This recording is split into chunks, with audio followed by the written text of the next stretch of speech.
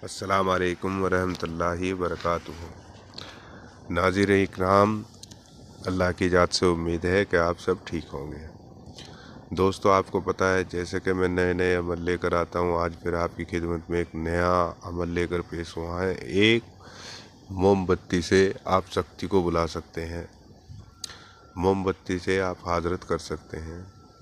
और आप अगर तरह तरह के अमल करके थक चुके हैं तो ये आपके लिए है। अगर आप इसको आजमाते हैं इंशाअल्लाह निराश नहीं होंगे। अब ये जो अजीमत है, आप इसको अच्छे से देख लें, फिर मैं आगे बताता हूँ इस अजीमत को करना क्या है।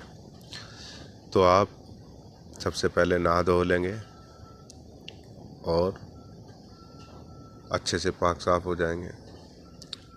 अच्छा, ये मेरे हिंदू भाई भी कर सकते हैं और मुस्लिम भाई भी कर सकते हैं, ठीक है। ये दोनों के लिए है, यानी किसी भी धर्म से ताल्लुक़ रखने वाला इसे कर सकता है, कोई ऐसी बात नहीं है।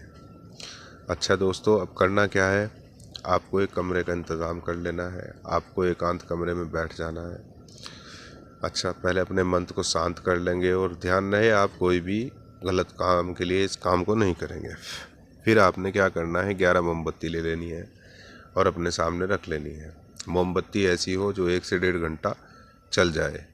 अब इन मोमबत्तियों को जलाना नहीं है, अपने सामने रख लेना है और फिर इस अज़मत को आपको 108 बार एक मोमबत्ती पर पढ़कर फूंक मारना है। यानी 108 बार पढ़ेंगे और एक मोमबत्ती पर फूंक मार देंगे।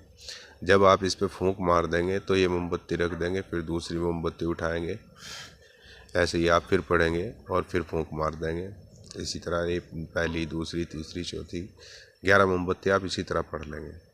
अच्छा, आप चाहे तो इसको 1 रात में पढ़ सकते हैं, 2 रात में पढ़ सकते हैं, 3 रात में पढ़ सकते हैं, या 7 रात में भी पढ़ सकते हैं, 11 रात में भी इसको पढ़ सकते हैं।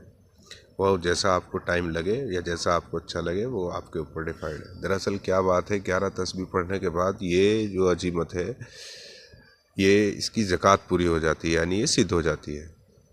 अब जब इसकी ज़कात पूरी हो गई, सिद्ध हो गई, तो आप इसके आमिल हो गए। अब जब आप इसके आमिल बन गए तो अब आपको इससे काम किस तरह लेना है। अब आपको उसमें से फिर से एक मोमबत्ती उठा लेनी है और जैसे ही मोमबत्ती उठाएंगे आप फिर क्या करेंगे, मोमबत्ती को जलाना है और जलाने के बाद आप मुसल्ला बिछा लेंगे। अच्छा, खुशबू में आपको मुअत्तर रहना है, यानी खुशबू अच्छे से लगा कर रखनी है और कमरे में भी इत्र वगैरह छिड़क कर रखना है और अगरबत्ती वगैरह जला कर रखना है, यानी खुशबू